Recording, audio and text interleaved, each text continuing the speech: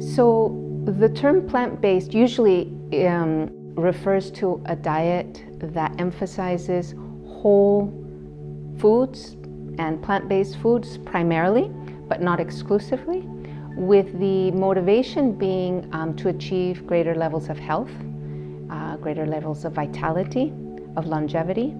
And it's not absolutely restrictive with regard to animal products, but it does encourage more whole fruits, whole vegetables, whole grains. So the emphasis is also away from processed foods. So for example, if you have the choice between a whole grain pasta or a refined classic white flour pasta, you're going to go with a whole grain pasta, and the same with breads. But also things like olives versus olive oil. The emphasis will be on the olives to get the oils, or nuts and seeds, as opposed to using, let's say, walnut oil. Better to eat the plant in its whole natural state, where you can not only get all of the nutrients, but all the fiber, and therefore the whole benefits for one's health. Because the motivation is health,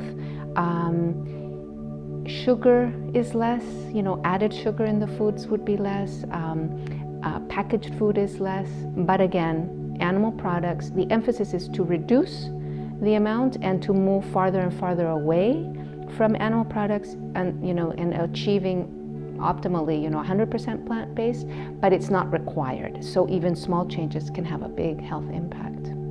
There are so many benefits to following a whole food plant-based diet, starting from reducing the risk factors for cardiovascular disease, diabetes, inflammation. Inflammation, of course, is linked to chronic degenerative diseases, which are about 75 to 80% of the diseases that are treated, in medicine, but also are linked to how we age. So it's really important to reduce inflammation in the body. A plant-based diet also reduces obesity dramatically. It just has such a huge impact. When you reduce obesity, you're also preventing a lot of these diseases, including cancer. It reduces the risk for cancer. So it really is something that we actually function really well with.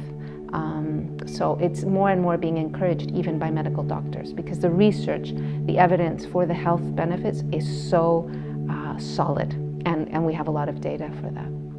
One of the questions that people often have when they're considering moving to a more plant-based way of eating is, where am I going to get my protein? And how am I going to get enough protein? And we need protein, and I'm going to feel weak. So the foods that are renowned to be very nutritious and provide a lot of the protein content that we don't get when we're not eating animal products would be all the legumes, from beans, lentils, edamame, soy.